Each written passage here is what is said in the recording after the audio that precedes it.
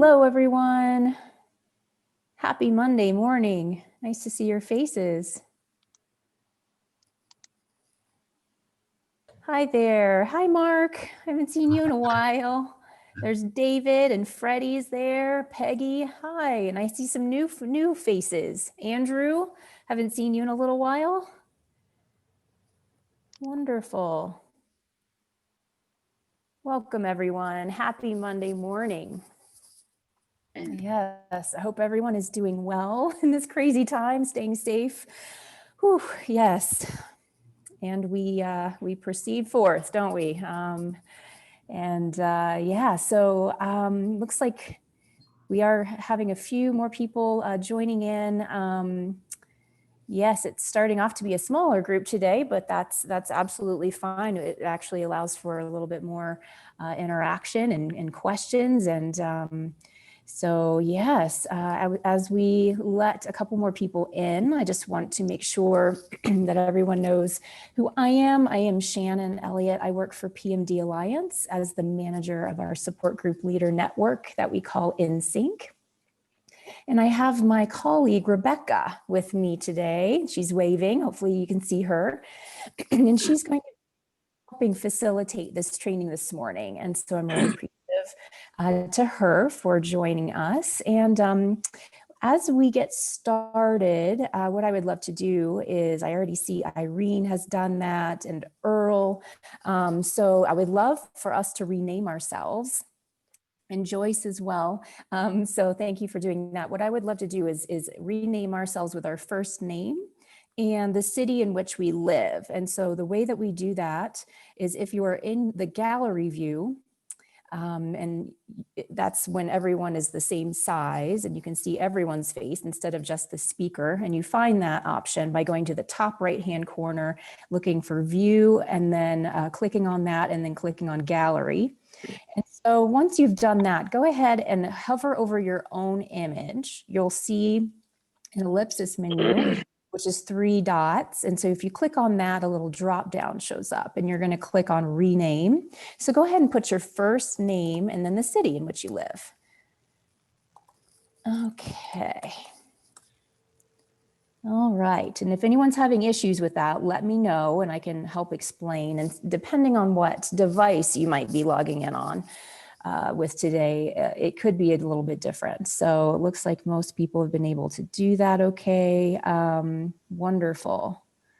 All righty. Okay. So as we get started, I'm going to share some slides with you so we have a visual to look at as we move forward. Got a little PowerPoint for us today. All righty.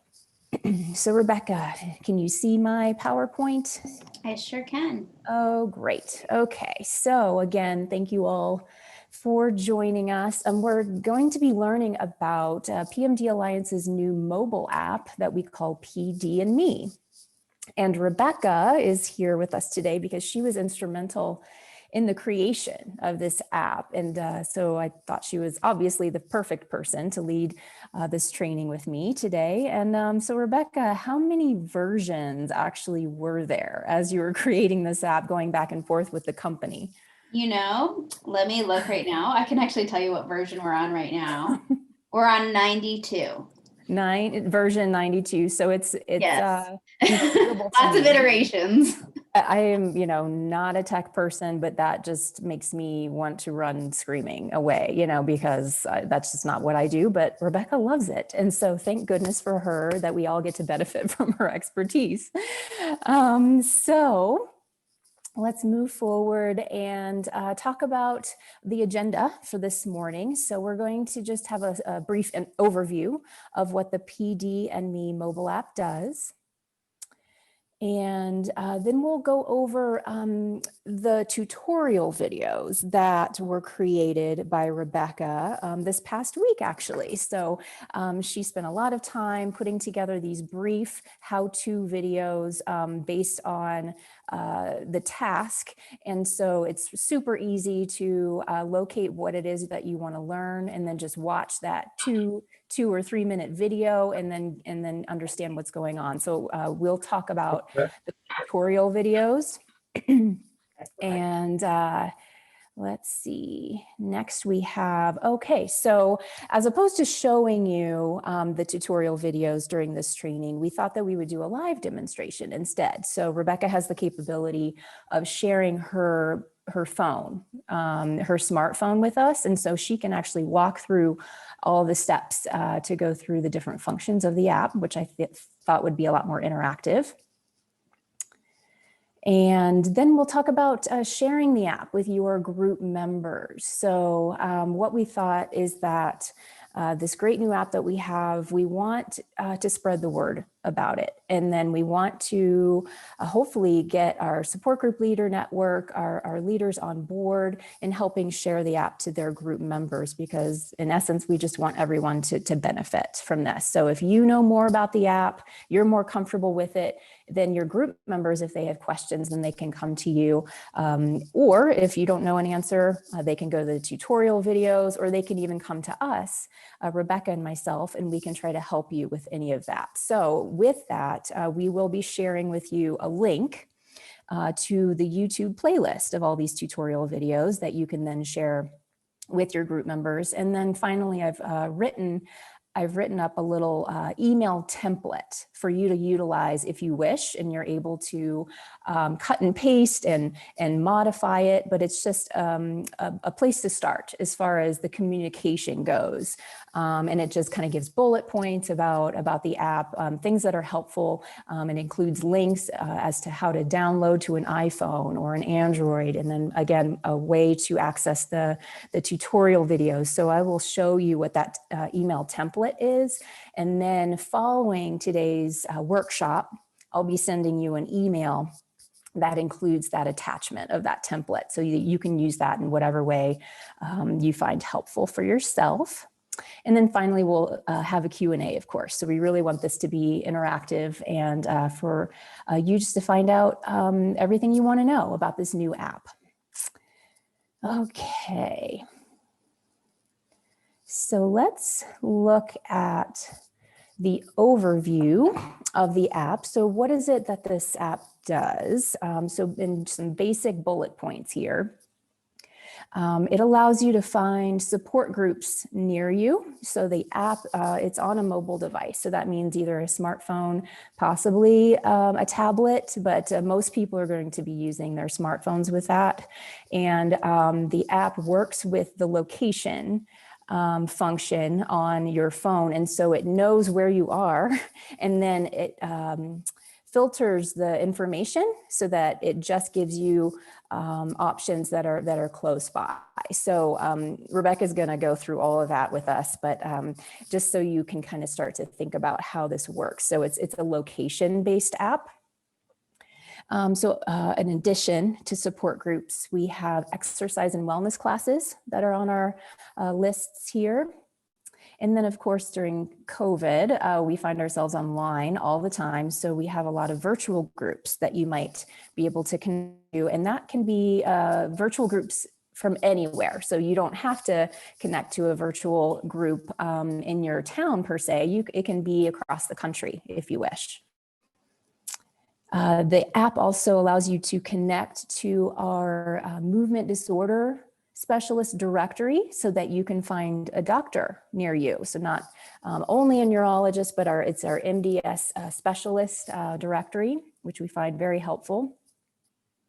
And then there's also lots and lots of information that you can access through this app, including medication assistance, how to connect to our NeuroLife online programs that we have many days a week, and then other website resources that we offer. Okay, so before I move on, I'm just going to stop my share so I can see your faces and ask at this point if we have any burning questions that we'd like to address now before moving forward. So if you unmute yourself, or if you can wave and let me know if you have a question. You can always use the chat as well. I think Rebecca will help me in monitoring that chat. Doesn't look like anyone has any questions for now. Was that you, Peggy? Oh, I saw Dave just unmuted himself. Why don't we hear from Dave? I just want to verify something. You said it's location based. So the times reflected are always going to be local. That is That's correct. Okay. Mhm. And especially if you're dealing with virtual groups that might be in a different city, the time zone will apply to you, what the times that you see, as opposed to where the virtual group is being led. Yes. Okay. And there's additional things to note about that too, Dave. Especially being in Orange County where you have a ton of groups, the radius is 50 miles standard. So no matter where you are, if you're in a busier area with more resources, you may see something out here in Riverside, Dave, because we may be within 50-mile radius.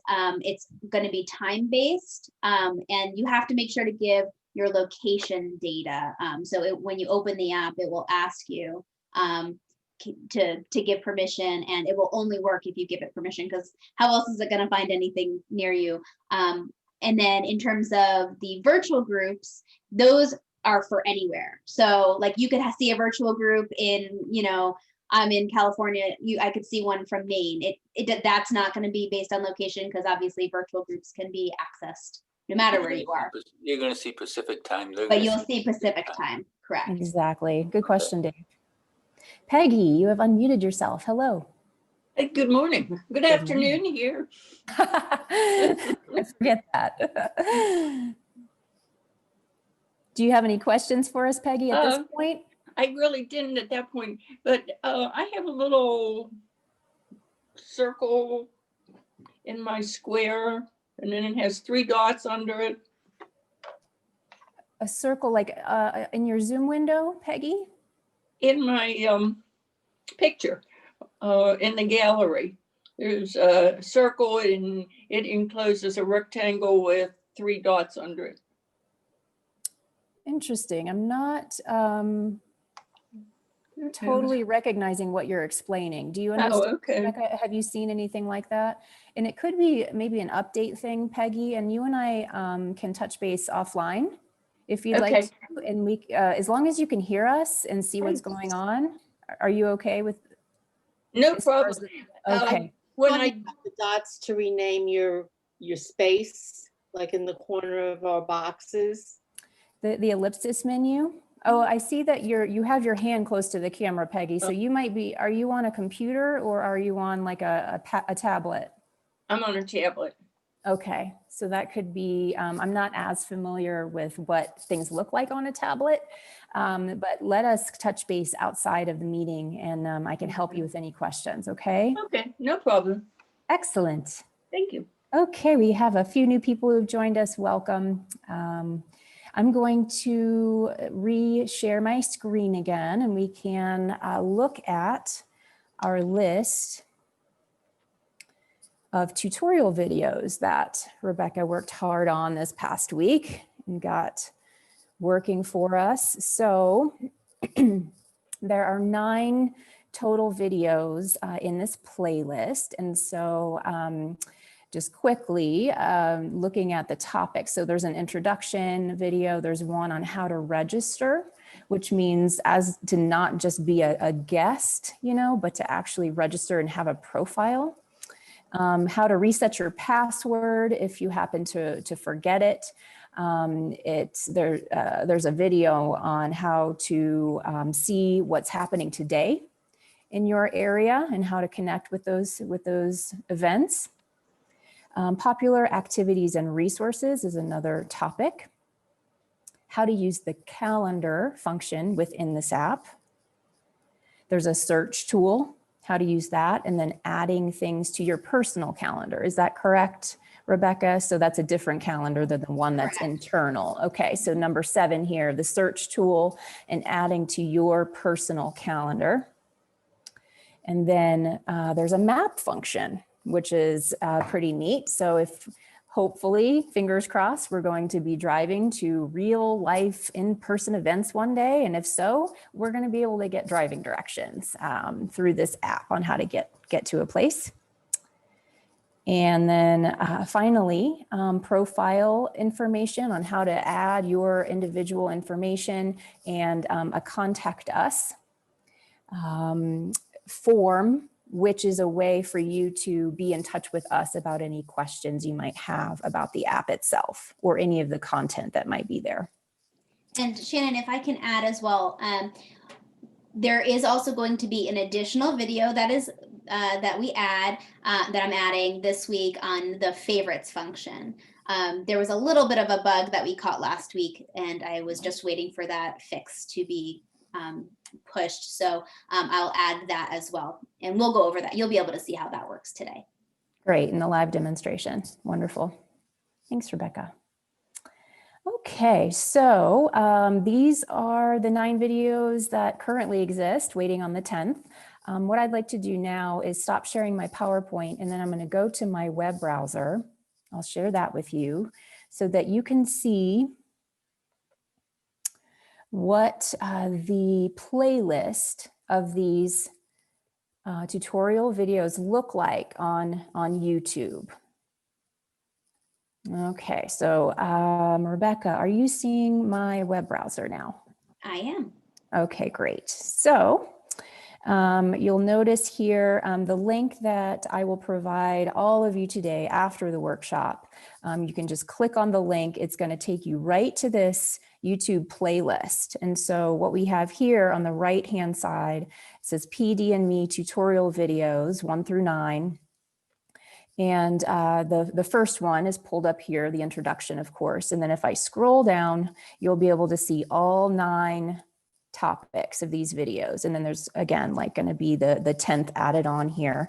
So this is how you can click through and just select a different video for it to play through. And so you don't have to watch like a 20-minute long video on information that you already know about or don't care to learn, something like that. It's like very short, brief. This one's 1 minute and 45. For instance. So hopefully this is going to be helpful for you and for your group members, and you can just study up on those topics that you need a little extra help with. All righty, so I'm going to stop sharing my screen here, and then Rebecca, we're going to do our live demonstration, and we're going to talk about the various functions of the PD&Me app and just go through it together. Does anyone have a question? If so, you may go ahead and unmute yourself. Sounds like we're good. I hear silence. So Rebecca, let's go ahead and move through the app on your phone. And Sorry about that. I have a question. Yes, hi, Amy. Hi. So when we go to YouTube, we just search for capital P, capital D, and the ampersand, and then me, and that'll take you to the videos. That's a very good question, Amy. So because you are here today, you've registered for this event. What I'm going to do is afterward email a direct link to you. So you can just click on the link and then the playlist is going to pop up. So I noticed, Rebecca, and this was kind of a question I had, is that those YouTube tutorial videos as of now are unlisted, which means After today, they're gonna be listed. You'll be, if you go to our YouTube channel for any reason, you'll see a playlist on the YouTube channel as well. We're just waiting to meet with you all first before we make them live. Got it. Okay. But how do you get to the, you go to YouTube? See, if I get a link, I don't know where to put the link to find it again. Okay. So if I go to YouTube, what do I put in the search bar to get to your videos? You could just type in PMD Alliance. Okay. And you should be able to find us. Usually the link is that I usually give people is youtube.com /PMD Alliance. That'll bring you right there, or you can just search right in YouTube for PMD Alliance.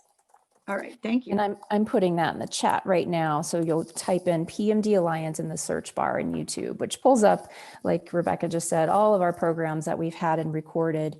But this will be there as well. So it should be visible. And then you're always welcome to contact me, Amy, if you're like, I can't find it. I'll be happy to help you because I've been there, believe me. All righty. And you can, Andrew mentions here that you can also bookmark a link. If you happen to know how to bookmark certain websites on your device, and Amy, I think you're muted now, but that's always an option if that's familiar with you, if that's something you're familiar with. Okay, Rebecca, take it away. Awesome. So you guys can see my iPhone screen, correct? Yes, we can.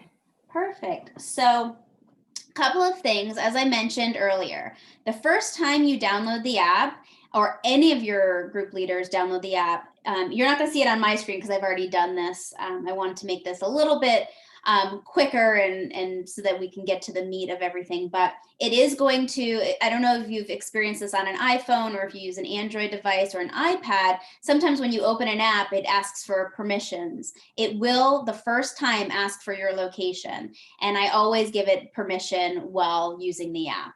And there is a way within your settings, which if this happens to you, or I can show you this a little later, that if you accidentally say no, you can go and change that in your settings on whether it's an Android device or an iPhone. It's all the same. You go to your settings and you turn in the location settings for the app. So just so you know, that is really important. The first time that you actually open the app, whoops, there's my screen. Sorry about that. The first time you actually open the app, it will give you the option to either sign up or sign in or to continue as a guest. I'm actually going to sign out. I was going to do this differently, but I changed my mind. So you're going to see this screen right here. So if you notice, you have your sign up, you have your sign in, and right underneath it says continue as a guest. You can continue as a guest. That was a way to make it easy to access, but there are a couple of functionality features that you don't get if you don't sign up. And I will go over what those are. So I am going to sign in. I'm sorry, it's going to just take me 1 second to do that.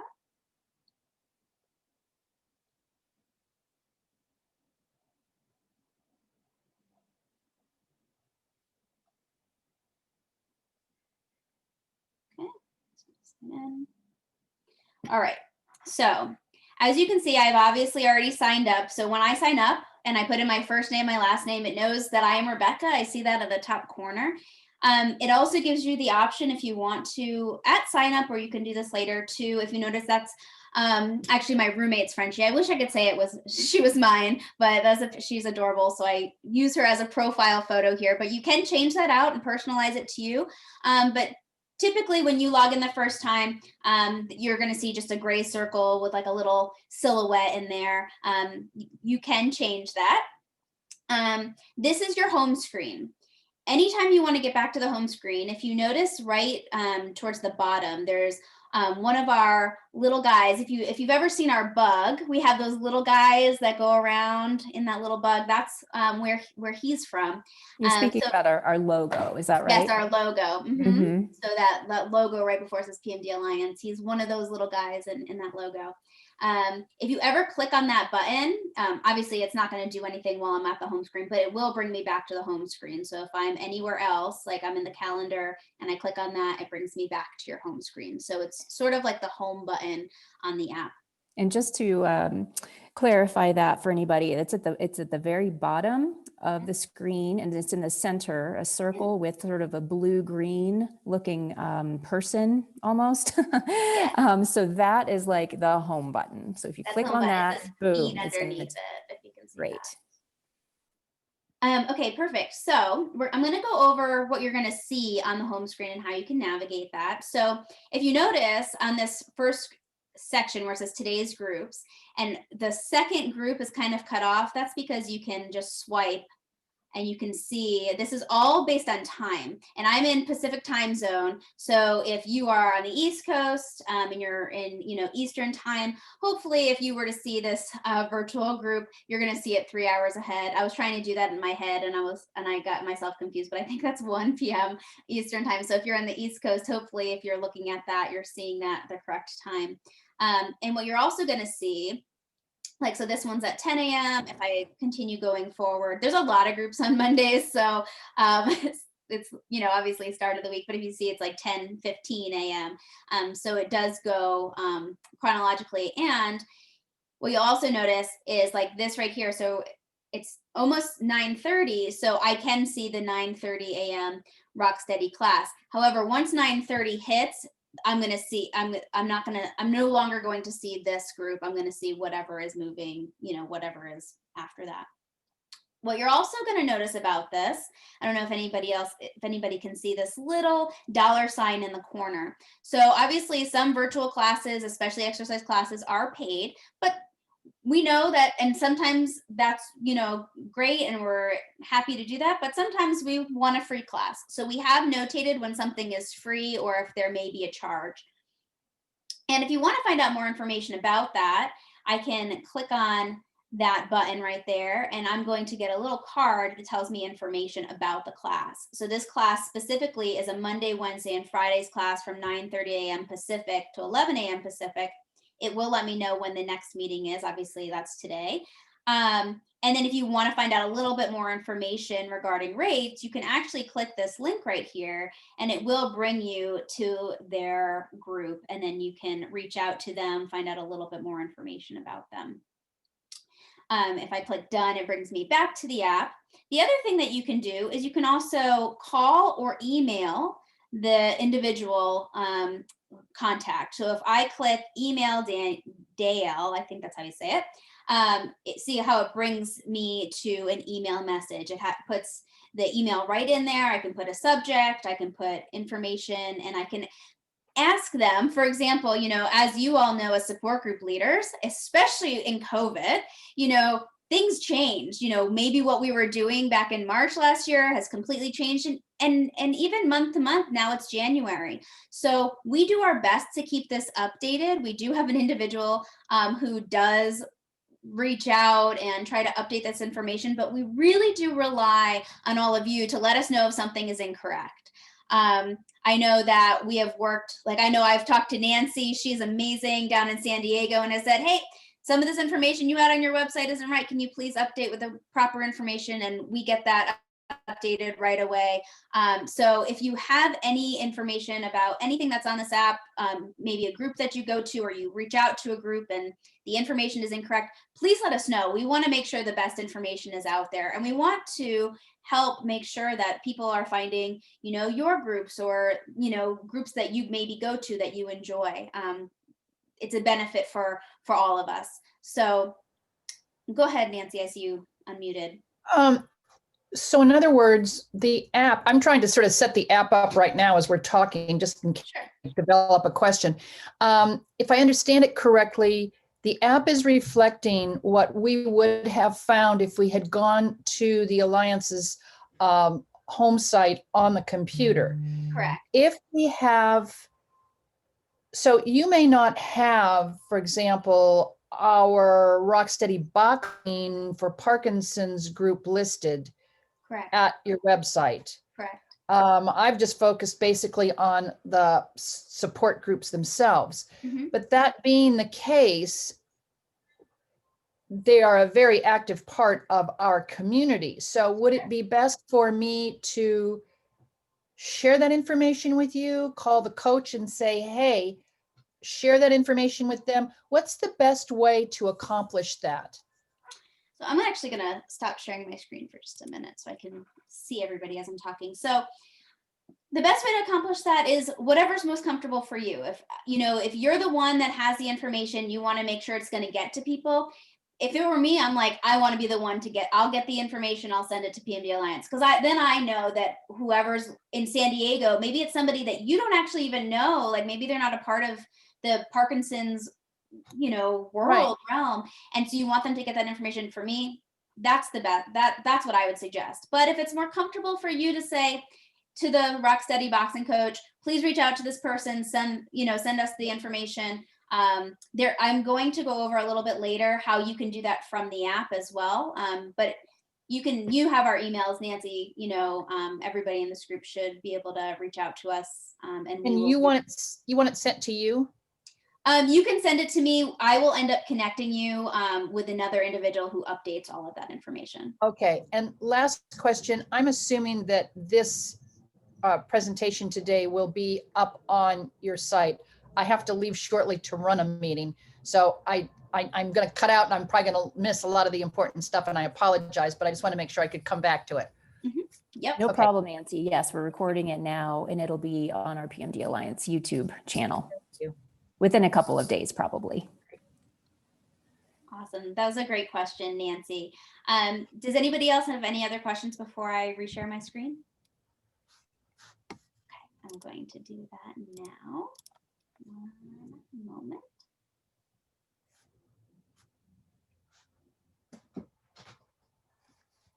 Just giving a minute.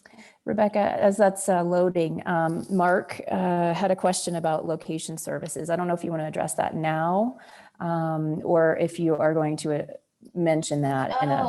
Yeah, Mark, I will talk about that at the end after I go through the app, but I will definitely talk about the location services, especially if you're using an iPad. There's sometimes a little weirdness with Apple apps with location services, but there is a way to fix it. So I'm happy to go over that as well. Does that sound good, Mark? Yeah.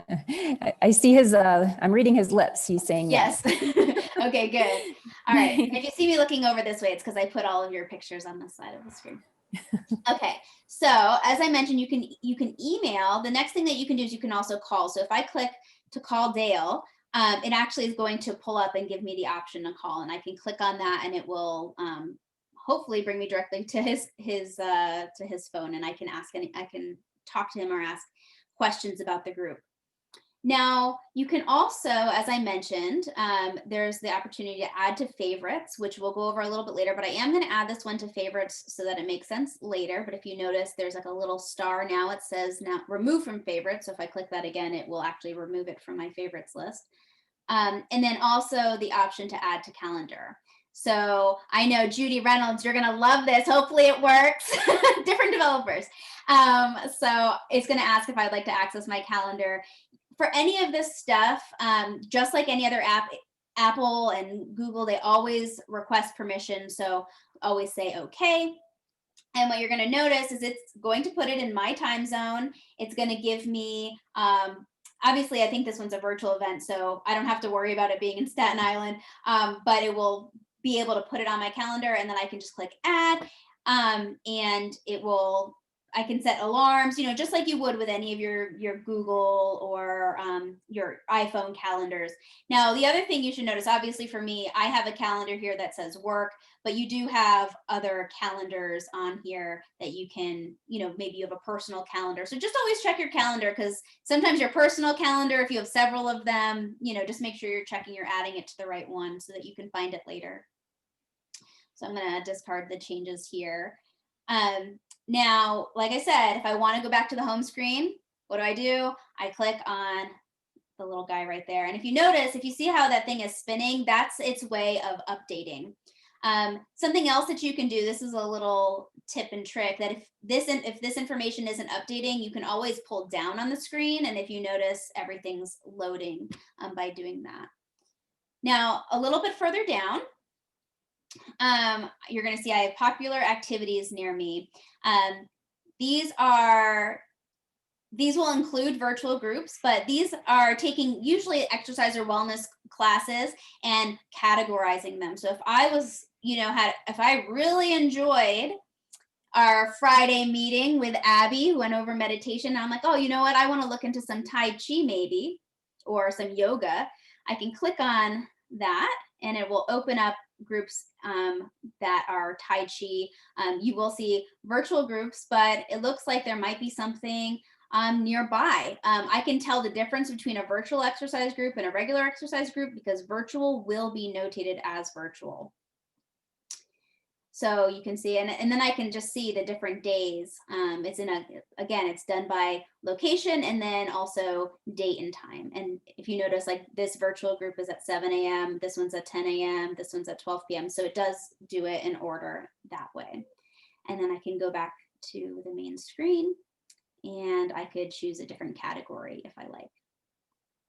And then finally, right below, there are resources. So as Shannon mentioned, we have access. If you want to find more about our NeuroLife online programming, you literally can just click on that button and it will bring you to our website and you can see groups that we have or programs we have coming up. And click done, it brings me back. We have information for little big things. The Find a Movement Disorder Specialist, this is actually through the International Parkinson and Movement Disorder Society. So if you click on this, this is an international registry. Accept the cookies for this website. This is an international registry directory of people who are movement disorder specialists. So if you browse the directory, it actually gives you that option to find someone near you. Click done. And then for those of you who maybe have been on with Dr. Torres Yagi, have learned a little bit about the Parkinson Care Kit, you can find a little bit of information right there. It brings you to their website. Medication assistance, which we talk about all the time. More about PMD Alliance, and also Synovian. And I don't know if I mentioned this at the beginning, but this app was made possible because of Synovian. So we're really, really, really thankful for their wanting to help get this information out to the greater community. Go ahead, Nancy. Quick question. Are you able through this app to access recorded presentations? That is not something yet that we have included, but you could technically, because this brings you to our website, you could on the website go find our resources. Oops, sorry. And I believe there's a, under our life.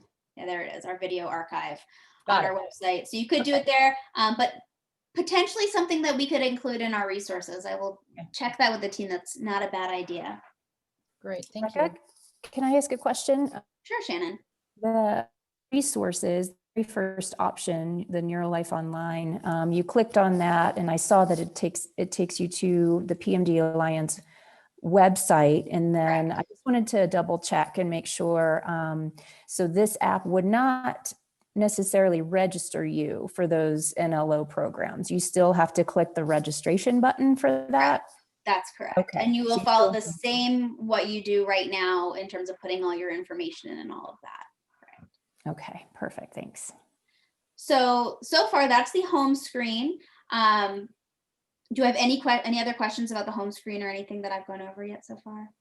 Just taking that. Okay, cool. So now we're gonna go on to the different icons that are below. So if you notice, you have your calendar, where I'm starting all the way on the left. You have your calendar, you have your search, your favorites, and your profile.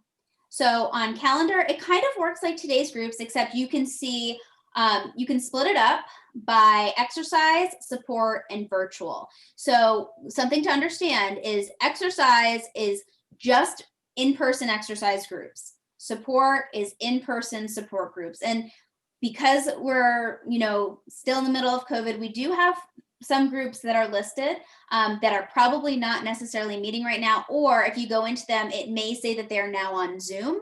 So I would definitely check that information, reach out to the group if it's a group you want to get connected to, and just find out, are you meeting and are you meeting on Zoom, or is this actually something in person? I'm guessing it's probably Zoom if they're still meeting. And then you have virtual. So this is anything listed that's virtual.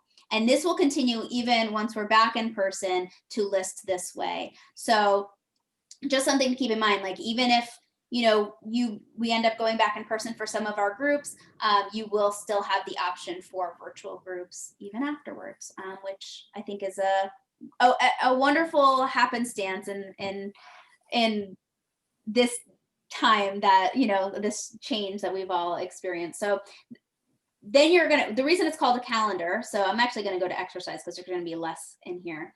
If it's private, what that means is, and I see that a lot, especially on Mondays for me, it means that group maybe doesn't want their location shared, but you can reach out to the group and find out when they're meeting. They just want to make sure that the people that are showing up are actually, if it's for a person with people with Parkinson's, they want to make sure they're people with Parkinson's. If it's for care partners, they want to make sure they're care partners, etc. So that's what private means. I have a lot of those, but if you see, we have others that are not private.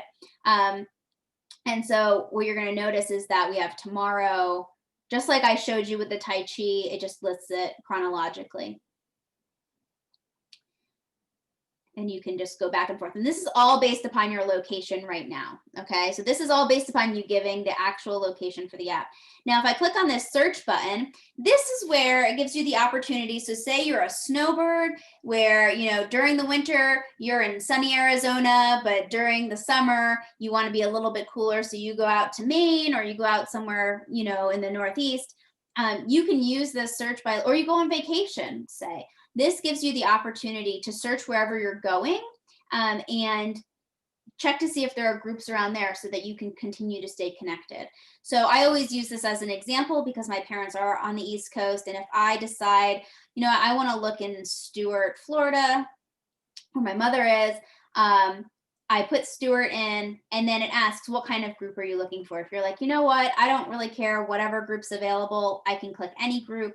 If I decide, you know what, I just really want to stay active when I go visit my mom, I can click on exercise. It is going to take a minute to pull the information. And then once it does, I'm going to see from today forward what groups are meeting. And just like on the calendar, I can actually, if I decided, you know what, I actually want to see support groups or I actually want to see any group, I can still switch back and forth. And this will, again, this is going to be in my time zone right now. So if I go to Florida, these times will shift. So it'll go forward 3 hours. So just keep that in mind. But then I can see what is out there and I can get the information that I need. Now, if you notice, there is no contact, email, or phone. That is because we don't have that information. So you will need to go to the website to get more information on that group. Go ahead, Nancy. I'm going to have to run, but I just wanted to know, in trying to sign up, if I used alternate characters like an exclamation point or a question mark, it simply told me that the passwords, it couldn't confirm it. So I tried 4 times and I finally dropped the Special characters, exclamation point or question mark out. And then I was able to log on and sign up. Okay, cool. And that's actually something I'll reach out to our developers. I think we should include those for people. You know, the so special characteristics, special characters, that's what it's called. It didn't say you couldn't, it just kept telling me that the passwords didn't match. And I'm like, okay, am I that off? So you probably saw me looking down and I'm like trying to put in the password. And finally I thought, wait a minute, maybe it doesn't like that. And as I said, the minute I tried both a question mark and exclamation point, thinking that it might want it, and it apparently doesn't like that. So. Okay, cool. That's really good feedback. And actually, I think we should allow people to include those. So after I said after this, I will reach out to the developer and ask to make that available. So thank you. That's actually very interesting because I just saw in the chat, Andrew mentioned that he did use a special character and it worked for him. So these are the joys of a new app and all the little glitches that can happen. And so as you know, in some ways, you as our support group leaders, you're sort of trying some of these things out for us and getting your feedback is really helpful. And so the more people we have giving us this feedback, we can report back to the company and fix these things. So Key said ampersand worked for his password. So interesting. I wonder, Nancy, sometimes technology is weird with like certain special characters. So I'm going to follow up a little bit more into that to get you guys a little more concrete and to have it list. I hate trying to sign up for a password and it doesn't tell you why it's not working. So I will.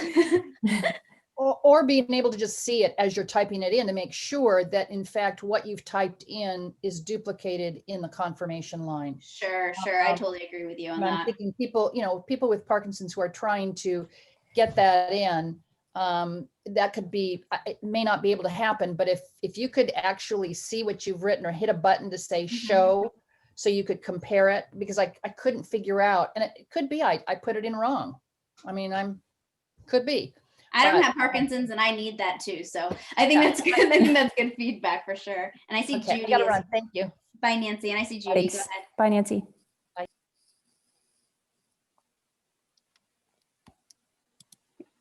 Hold on, you're still muted. I just asked. There we go. There it goes. Question. I like her idea about showing the password, by the way.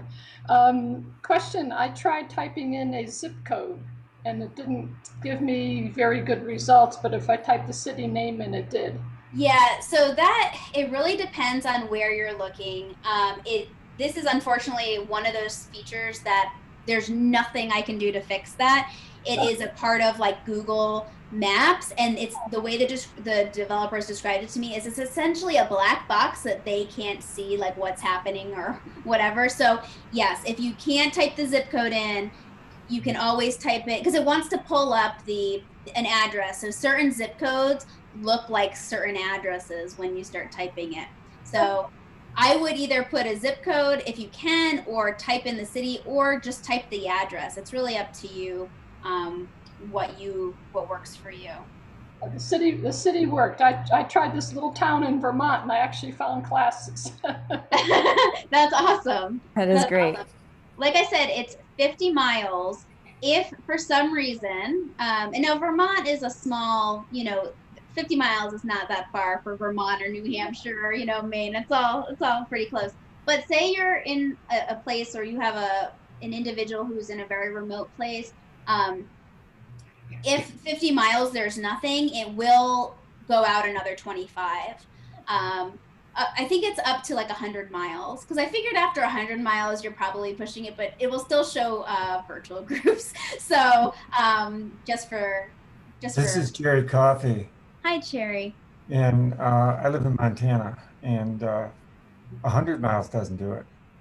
Our nearest specialist, movement disorder specialist, is in Billings. That's 140 miles away, and so we have a real hard time, and we only have one in the whole state, which is we're the fourth largest state in the union. So it would be nice to have the ability to, for example, connect with all the support groups in the whole state. And we're a huge state. For sure, so I don't know how that information can get on the app, but 100 miles doesn't do it. People drive 100 miles like to go shopping. For sure. And that's why we have, like I said, virtual groups, because we figure, we at least want people to be able to connect no matter where they are. Right. The other piece that, just so you guys know, this is version 1 of the app. There are, there was only so much we obviously could do in the first version.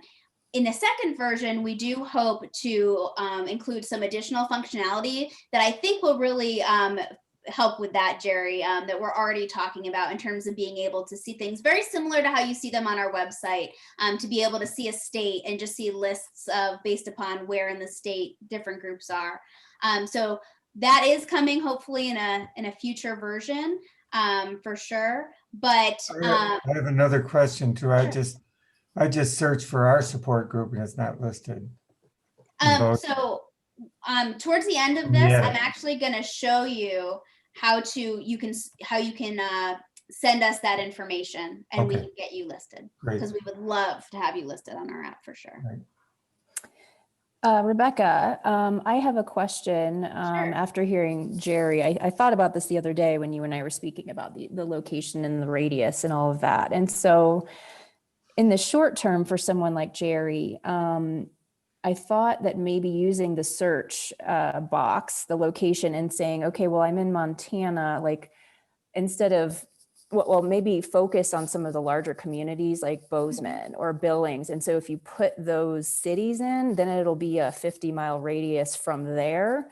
And so it takes a little bit of additional work right now, but maybe you could potentially find some groups that wouldn't show up in just the search from Jerry's location. But to thinking about what are the larger cities, and then doing a specific search for that. Does that make sense, or would that be helpful for people? I think it would be helpful. The problem is we have a lot of people who are moving in now. We call them our COVID refugees. And we're going nuts in our, because we're such a beautiful place in our lifestyle. So people are coming in, a lot of them are elderly, and they're looking for a support group or looking for a neurologist or whatever. And they can't find it yet on this app group if you restrict it to 50 miles. Well, like I said, it goes more than 50 miles. I think it goes to 100. I could be wrong. I think I asked him to push it out a little further than that. I have to double check, but it does, like I said, it adds on if it doesn't find anything, to try to find, and then once it finds something, if there's only one group, then it's kind of like you're stuck at that Right. radius. So Shannon's idea definitely would be helpful. The other thing I would be careful of, because I know that I would try to do this, don't put down just the state in the search, because what the app is going to do, it's going to drop a pin right in the middle of the state and look 50 miles out from the middle of the state. It's just how Google Maps works. Like it's how that Right. functionality works. So so don't try not to put, like, I wouldn't put like California, because if I get a pin in the middle of California, I'm going to get who knows what, because it's such a big state. So to put a city in specifically would be more helpful at this point. Thanks for the feedback, Jerry. For sure. Thank you. And Kelly has put something in the chat about asking, so the radius is just for live groups and not virtual groups, correct? And that is correct. Yes, that is correct. So you will see, no matter, I mean, we could have a virtual group from, we could have a virtual group from, Europe or something, and it's obviously not going to show up on your map as like something local, but if it's virtual, it will show up in your virtual groups, because it'll probably be at like 2 a.m., but depending on where you are, but at least it would still show.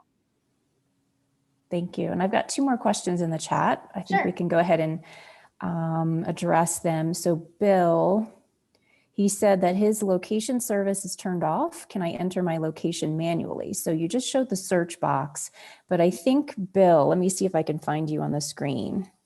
I don't see your video on. I don't know if you can speak with us, but I'm curious why your location service is turned off. Is that a choice to do that, or was that a mistake? It is not a mistake. It's a choice, and I like it that way. Okay, so you want to keep your privacy in that regard. Right. And so the search function, is that helpful for you to be able to put the city in? Yeah, well, if I could make it work. I've been trying the search, and it keeps dumping me out of the app and back to the login again. I went, okay. Really? Okay. You probably found a bug, Bill, because I think that should work. You're welcome. Okay. So that should still work. I am actually, I'm going to save this chat so that I remember. And after this, I will let them know that is, because it shouldn't just kick you out of the app to use the search. And that, do you think potentially, Rebecca, that's because he's turned off his location services?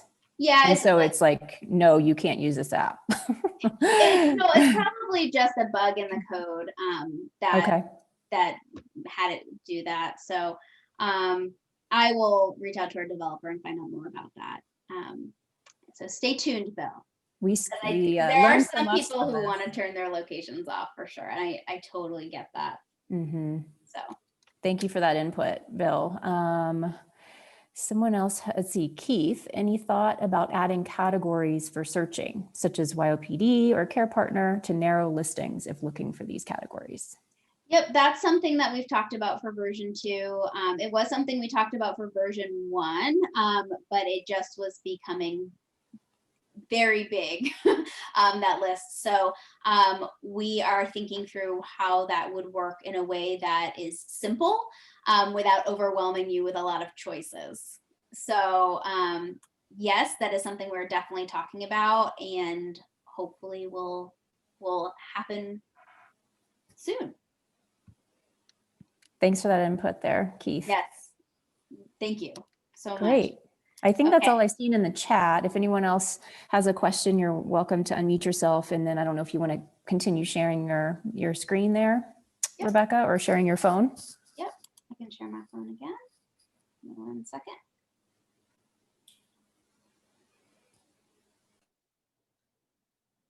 Right. Sorry, it's just taking a minute. All right, here we go. All right, so I'm going to go back to the exercise because I wanted to show you one of the things that Shannon mentioned is that there is options for the maps. So I'm going to show you, this is going to show you me going to Florida. Obviously, that's California to Florida. It's going to look very far. But if you notice, because this is an in-person group, it's going to say, where does this group meet? It gives me the address. And right below, there is a little pin on a map. And if I just tap that pin, it actually will bring me into Google Maps. And if you notice, like I said, it's California to Florida, so it's 2,000 miles. But it does say, do you want directions? I can click on directions and it will work just like your app should work in terms of directions. So we thought that was a really cool feature.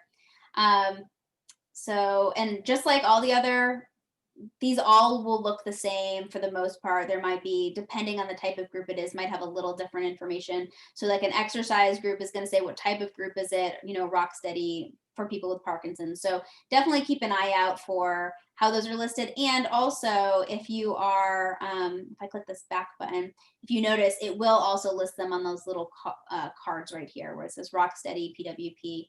So just keep an eye out for that information. Now, I mentioned, oh, I see people chatting as well. Oh, yes, that's awesome. So I'm glad that that search feature, that radius feature is working for you, Kelly. That's awesome. So next we have our favorites. So as I showed you before, I had favorited a group. If you go to your favorites, anything that you favorite, this just makes it easier to find those groups that maybe you've liked, especially because we have, I mean, there are hundreds of virtual groups that we have in our database right now.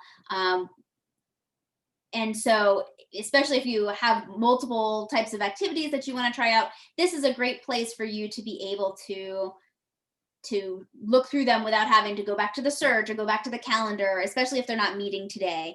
That the favorites will work that way. If it's not working right now, don't worry. Like we're waiting on Apple to push the fix out. So if for some reason you're seeing any issues, it should be fixed today or tomorrow. And so that's our favorites. So if any question on favorites, I think it's pretty straightforward. You can also remove them from favorites right from here. If I click this little star, it actually removes it from the favorites and it will say search for groups or find groups near me. And favorites works for both virtual and local classes. That's correct. Okay. Now, if you aren't logged in and you've just continued as a guest, favorites is one of those features that won't work for you.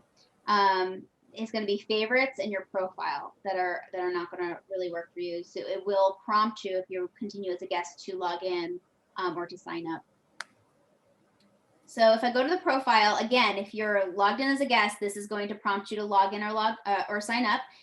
This is where May I stop you for a second, Rebecca? Sorry. Sure. Just the profile. You're so used to where everything is located. Oh, I'm so sorry. So at the very bottom of your screen, you know, those little icons at the bottom, right next to favorites, is the profile in the bottom right-hand corner. So that's how she just got to her profile screen. Thanks, Shannon. Yes. Sure. Thank you for stopping me. I am so used to this app at this point that yes, please feel free to stop me at any point or ask me to go back or where did you find that? I've been going left to right. So anything on the bottom, we started with calendar, then we went to the search, then we went to favorites, and now we're going to the profile. Thank you. So in the profile, so as you noticed, I'm just going to go to the home screen for 1 second. You notice up at the top, it says, "Hi, Rebecca." If I changed my name, for example, and I wanted to call myself Becca, I don't have to click save or anything. I just type it in and then click anywhere on the screen to remove the keyboard. And if I go back to the home screen, now it has my new name. So if you accidentally type your name in wrong, I've done that a million times while testing this app, you are totally welcome to change that here. If you need to change your email address, see, I was already typing it incorrectly. You need to change your email address, put in your phone number, any of that. You can add that all right here. This is also where you can change your profile picture. So if you notice where our little Frenchie is, I don't know if you can see it on my screen or if you're on your app, if you can see it, there's a little tiny camera next to my Frenchie where it says first name, last name. If I just click on that picture, it will ask me if I want to take a photo or choose from library. you will have to, like, I know Judy, you know, since we share our love for dogs, hopefully you'll put a picture of your little dog up on there. Like I said, this is going to turn into a version 2. So the profile is probably going to become more important in the future, especially as the app grows and their functionality is added to this app. So having a profile picture, I think, makes it a little fun, and will carry on to our next iteration. But if I choose from library, it will ask me if I want to give it permissions. It's not going to do that right now. And then but I usually say, yes, give access to my apps or to my photos, and then you can go through your pictures. And Is there any benefit to add your phone number, Rebecca? not your really. profile? I mean, not at this point. It could become something in the future, but you do not have to add your phone number at all if you don't want to. Okay. It's just, yeah, it's something that's going to probably help with functionality, like I said, in the future. Thank you. So, and then also I should actually do this. I'm going to choose from my library. I'm going to probably choose the same photo. We have pictures of my dogs. I'll do one with her playing. So if you notice, it shows it up in a square. If I move the picture up and down, I can actually choose what piece of the photo that I want. And I could rotate it. I could flip it if I want. So if I flip it that way or that way. So I'm actually going to choose that and then click choose. And then it's going to take a minute, and there it goes. It just updated my profile photo. And then finally, this Kelly is the just place. mentioned, Rebecca, just as like a possible function for the phone number entry is that there could be text reminders in the future, something like that. So that's a pretty great idea. Yes. So this app, as I said, was built to grow. So we don't want to just stop here. We don't want to just create a tool and say, that's it. We want it to do some pretty cool stuff that we've been talking about. So yes, that will be, and that's something that you can also change, you know, in the future, add in the future if that functionality becomes available. And then finally, we have the contact us. So if you have a group that you want to add, I think, who was it? Jerry had mentioned he wants to add a group to, you know, his group. He wants to make sure it's listed. In the profile, as long as you're signed in, if you click on this contact us button, it will bring you to a contact form. And you can put your name, your email, and the message. If being called is a little easier, like for you, than email, put your name, your email, give us your phone number, great way to reach you, and give us as much information as you have. We will then have one of our individuals reach out to you, one of our staff members reach out to you, and he will get your information for the group and any additional information that he might need. That'll be, you know, who facilitates the group, you know, do you want to give out that contact information? If that person isn't who they should be reaching out to find out more, is there a person they should be calling? Should they call the facility? Those kind of questions he'll ask you for. But then, yeah, once you send that email to us, you'll have the opportunity to have your groups listed. We have an email, you know, Google group list. Mm-hmm. Can that be added to? Like an email that they might reach out to? Our support group communicates through a Google group, you know, email listserv. Oh, okay. Could we put that address on there? Yeah, you could actually, as long as, is it an actual email address that they, yeah, it's a regular email address. It's a Google group, but it's. Yeah, if that's one way you wanted them post. to get connected, yep, we could take that information. We could at least put it in the notes, or, you know, which would show up on that card. We would find a way to list that for you if you wanted it listed. Okay. For sure. David, did you have a question? I felt like I saw you, but maybe you have like a cat on your lap or something. No? Okay. I just want to make sure. So that is the profile. Again, if there's anything that needs to be updated, please let us know. Like I said, we really rely on you guys to give us, you know, what's going on in your community. Like I wouldn't have known what Jerry said about, you know, people would drive, you know, over 100 miles to get to a support group if they needed to. So that's good to know. Like I wouldn't know that about Jerry's community. So we rely on people like you guys to tell us what we don't know. So That's the app so far. Do you need me to go back, show you guys anything again, or do you have any additional questions? And Rebecca, I have a question. Sure.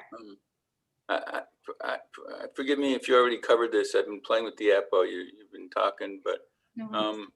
if you want, I don't see a place here to change the password, or if you forget the password, where is it? Oh, good question. So I'm going to Just log forgot out. my password. Sure. So I'm going to sign out. If you forgot your password, right on the login screen, this is where you can reset it and where you change it. So just if you want to reset your password, log out from the app, go to the sign in screen and you click forgot password. Then what you're going to do is you're going to type in your email. Now there's going to be two things that happen. So if I click my PMD Alliance email and I click reset, send password reset email, there it goes. It's going to actually give me two options. It gives me the option to open the mail app. So if I'm on the iPhone and I have that email address that like actually on my phone already as one of my addresses, if I click open mail app, it will actually open up the mail app so that I can get that email. And actually I'll show you what that looks like. So hold on one second. I'm going to pause my sharing for a minute. I'll open that up. Hold on one second. Okay. So I got this password. I'm going to resume share. So I got this email from us that says, hi, we want you to reset your password. So if I click on reset password from my phone, it'll actually ask me if I want to open up the PD&Me app. And if I click open, I can change the password right there within the app. Now, there might be a time where maybe you don't have your email on your phone, or the email address you use to sign up is maybe you share it with other people, so you don't have it on your phone. If you just open it up from a browser, this will work the same way. It'll just open you up into a website where you can change that password. Is that clear, Dave? It's Yeah. a little complicated. I can figure it out, I think. Okay. We can Can I always, ask a question? Are all of the PMD Alliance programs going to be connected to the app so people can find all of the programs that are in a Correct. given? So they're right here under this NeuroLife Online thing right Oh, here. I see. Okay. Mhm. so this is the same listing that you might find on our pmdalliance.org website. It's just Great. going to take you right there. And then I know you can't hover.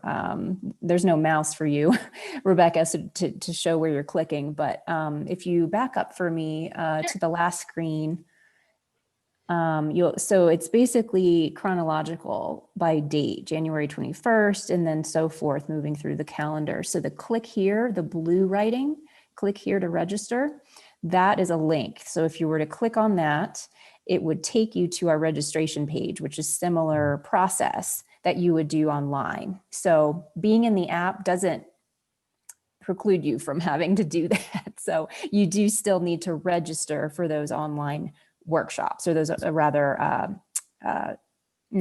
programs. Yeah. So you can still register on your phone. Correct. Yes. Yep. Mhm. Yep. I just click register and then I just fill out that information and press the green button. Good Just question. before I leave, just a quick comment. We're really struggling to get our support going here because we're obviously very isolated.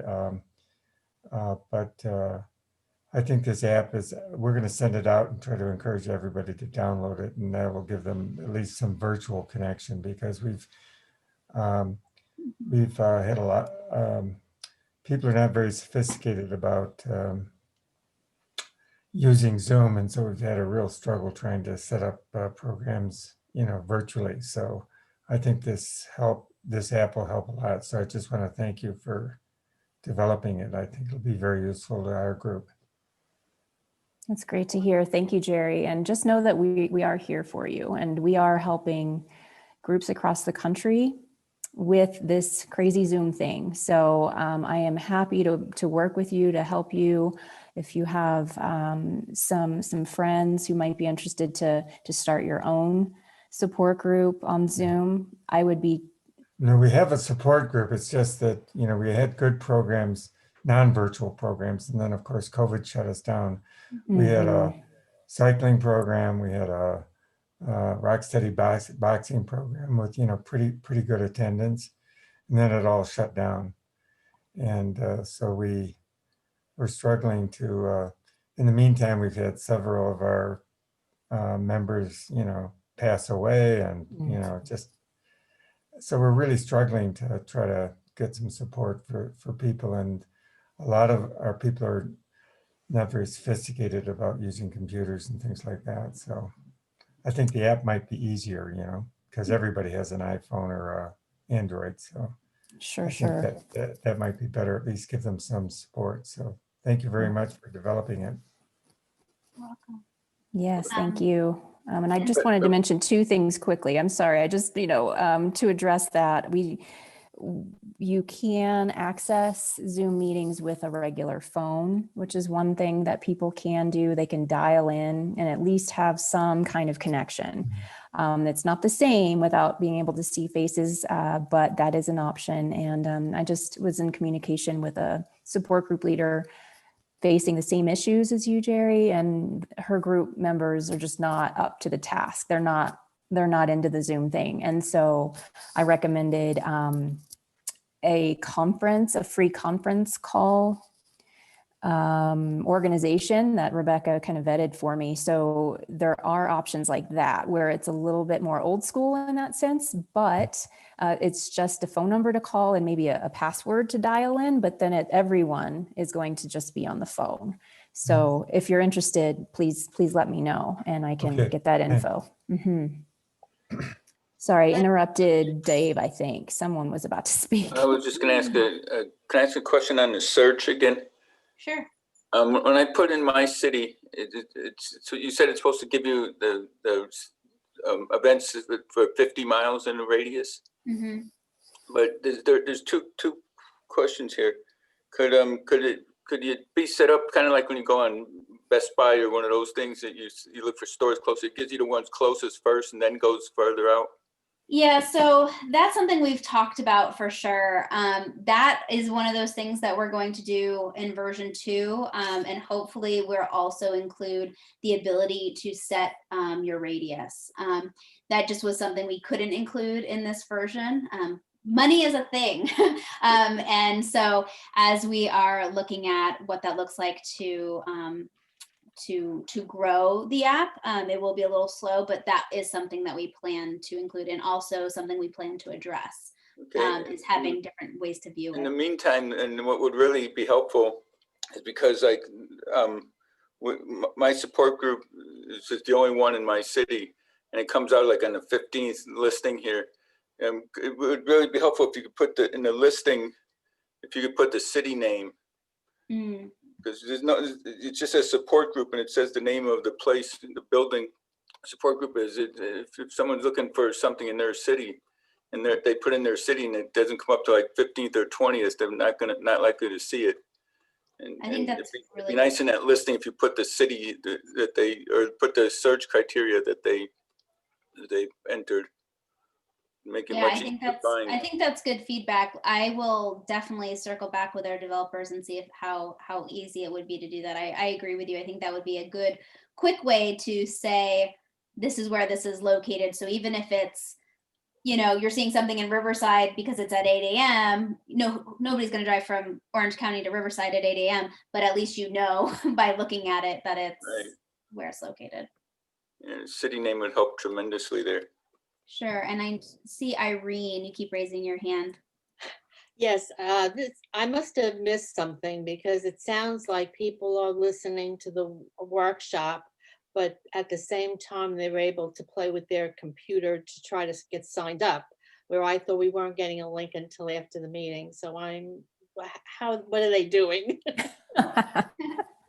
We got some tech wizards in this group, like Dave, who gives great advice on Zoom. Yes, so you can also, so while there will be a link that's sent, if you go to the App Store, or are you on an iPhone or an Android? I'm on a computer. Okay, so they're playing on their phones. Okay. So if you go, do you use an iPhone or an Android device? No, I usually use my computer.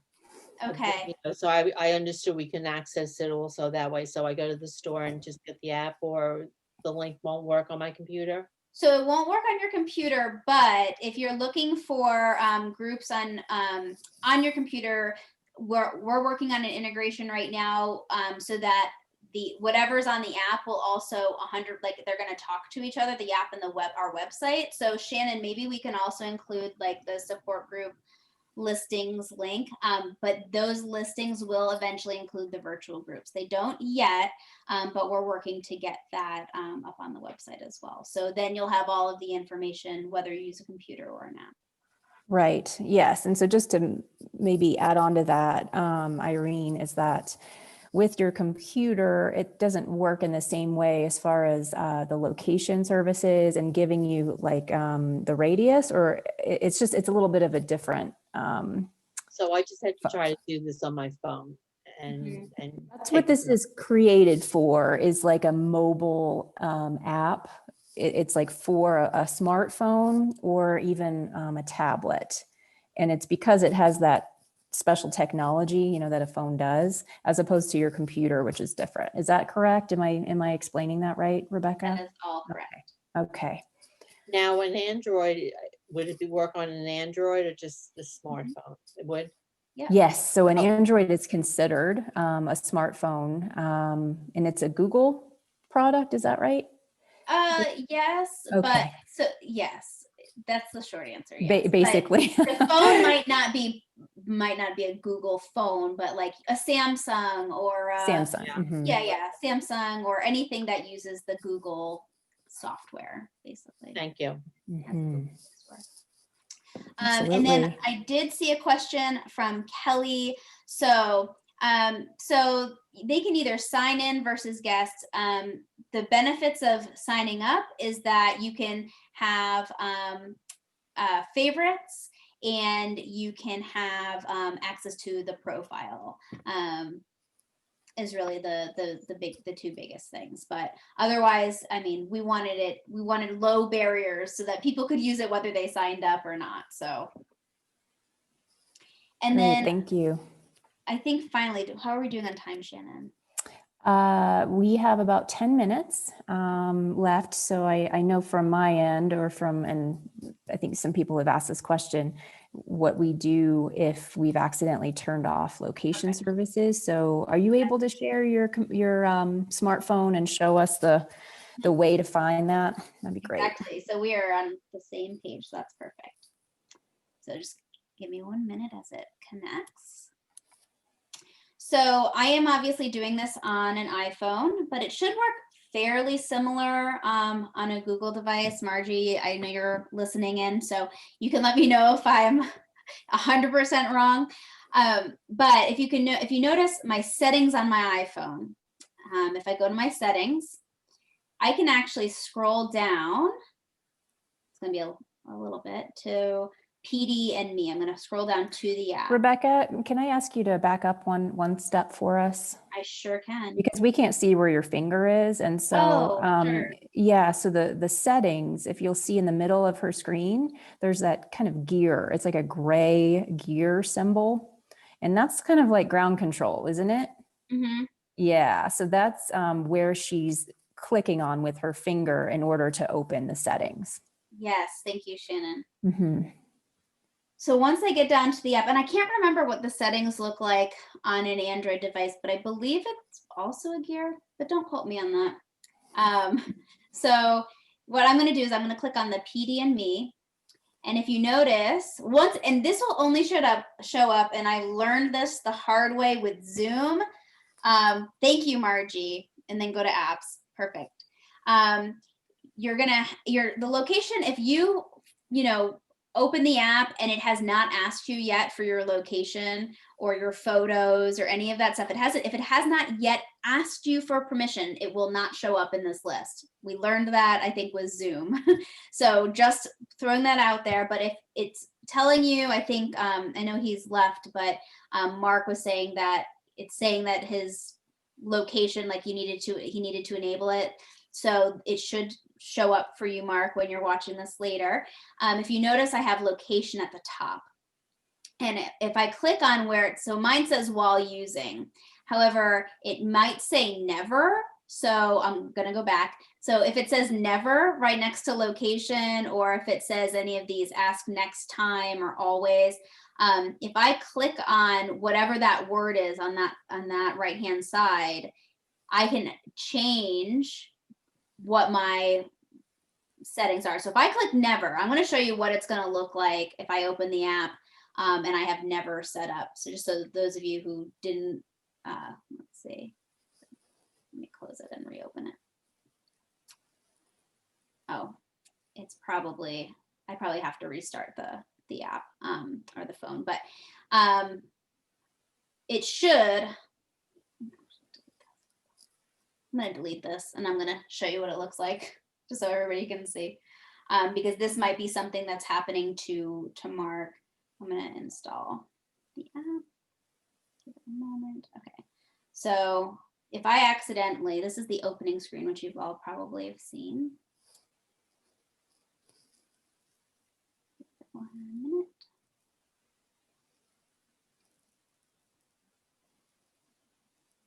So I'm going to continue as a guest. So if you notice, it says today's groups, please enable location services. So if you see this, if you go back to location services and you go to the PD&Me app, just like we walked through, and if you notice, like the photos and all of that are gone, that's what I was talking about before because I deleted the app. So I deleted all of the settings. See how it says never? If I change that to while using the app or always, and I go back to the PD&Me app on my phone, see how it says please enable location services? I found just turning the device off and back on usually resets it. This is a bug that it should automatically just give it to you, but this is something they're working on to fix. But if that's still doing that for you, for me, I'm just going to delete the app and reinstall it, but you can just turn the phone off and turn it back on and it will do the same thing. Oh yeah. So that's how you can fix it. And like I said, that should be fixed in the future so that when you change it, it changes it in real time and updates it for you. So I'm sorry that that is a little bit of a bug, but you can never tell. You've changed one thing in technology and then something else breaks when you fix the other thing. So, so we'll be fixing that. And, but that's how you can find that option. And then if you notice, that's what you should have seen when you started, allow while using the app. And there it is. And see everything again. So Rebecca, can you explain the difference, those different choices in settings? You went to PD&Me, the app, and then location. So there's never, there's while using the app. Mm-hmm. And always. So typically if you give it to always, that means that the location is always going on in the background.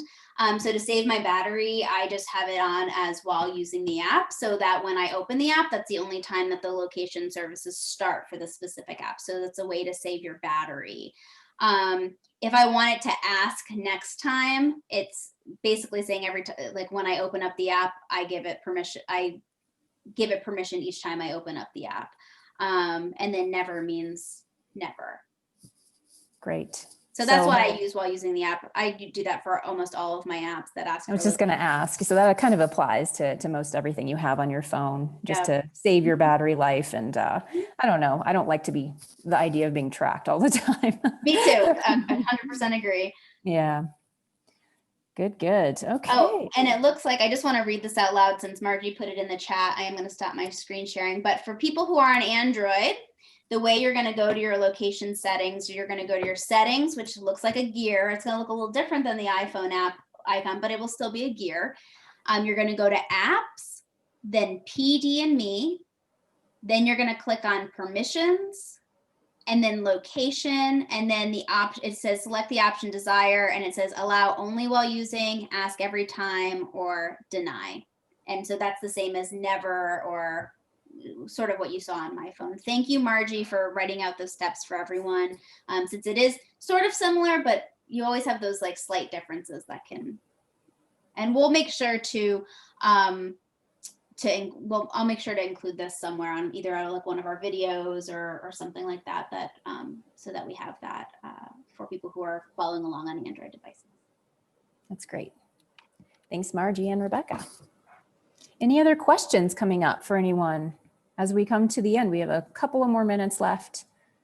I wanted to share, just show you quickly the email template that I've put together, which is something that if you're a support group leader sending out emails to your group members, this is something that you can use just as a place to start in regards to informing your group members about the app. And then it includes links within it that helps them to download the app to their phones, and then how to locate the YouTube tutorial videos, things like that. I don't see anyone currently unmuting, so I'm just going to share that really quickly with you, just so you have a sense of what we're looking at here. Okay, so hopefully you're seeing this Word document, and that's how I plan to send it out. And that way, most people have Word. If you don't, let me know if you need it in another format. But that way you can highlight things, you can change it, you can modify this in a way that, it sounds like you, but we just have this, this template here, this model email. And so it's basically just letting people know about the app, just some bullet points about what it does. There's a little quote here from Sarah, our CEO, about it and the process. And then here is the link. So you'll see that if you hover over the here, that's bold, it'll take you right to the place where you can download these apps. And then here is the playlist. And so if I were to click on that, you wouldn't be able to see it on my share, but it would take me right to YouTube and show me those that collection of videos. So with that, I'm going to stop my share and then see if anyone has any questions to wrap up for the day. I am hoping in 2 weeks. So if you've been on with us in 2020 for our support group trainings on Mondays, I was trying to do that on a more regular basis. So now that we're through the holidays and into the spring, I'm thinking about what sort of programming you might like as support group leaders. So I'm thinking in 2 weeks, we could do another roundtable. So a place for us to come together, hear each other's ideas, perhaps hear what all of your expectations are for 2021 as a support group leader. What are you thinking about? What do you want to provide your group members? Do you think you're going to be meeting in person? What do you think about the vaccine and how it's going to affect things? So, just a place for us, just a forum for us to discuss that. Does anyone have any suggestions right away for potential programs that could be helpful for you in the next month? So you can think on that. You can always be in touch with me. I'm going to place my email address in the chat. So I'm always open to ideas, just wanting to respond to the needs that you have. But I really like the roundtables because we can just talk to each other and do our breakout rooms. Yes, Joyce, hi. Hi, are you thinking about like every other week type meetings? What's the future look like? So for Mondays, you mean? So Yes. it's not super regular. I can't say it's always going to be the first and the third Monday, that kind of thing, because we actually have a lot of holidays on Mondays, which is sort of funny. And then based on my trainings that I do for the regional workshops, I try not to have online trainings the same week I do those. So, and that really fluctuates. So unfortunately, it's not like I can tell you a strict schedule that I can stick to. How much notice is helpful for all of you? Sometimes like maybe you didn't hear about this training until Friday of last week. Is that too quick of a turnaround for some people? What do you think? Does that work for you? Okay, so if you hear the week before for the following Monday, that's okay. Okay. I think the farther in advance, like now we know in 2 weeks, right? Mm-hmm. Basically, you've told us in 2 weeks, so we can get that on our calendar. Yes. Okay. So that's helpful for you. Yes. And I'm sort of flying by the seat of my pants, to be honest. And so but yes, if there's anything, any topic, any subject that you would love to hear about, please let me know. I thought about doing like a Zoom open session where there's no agenda per se, and it's just people can ask about Zoom and we can go through questions on that. Just open to anything that's relevant and beneficial for you. So always welcome for feedback. Okay, everyone. Well, so many thanks to Rebecca for putting this together and showing us the app. As we know, it's a great resource. It's a great place to start. And we do have some areas where we can grow it in the future, which is very exciting. So thank you for your feedback. We're always taking that in and taking it into account. So, and just to that, if you do have ideas of like what would make it better, if you're like, oh, I wish it did that, obviously we can't promise it's going to do what you want it to do, but always open to ways that we can improve. We really want this to be something that is valuable for you and for the folks in your support group. So please share them, send them to Shannon, or feel free, if you have my email, to send them to me. Always open to feedback for sure. Great to see your faces. Thank you for coming today. Really appreciate it. Thanks for your participation and input. And I hope to see you in 2 weeks for our roundtable. We can get together again. All right. Bye, everyone. Thank you so much. Take care.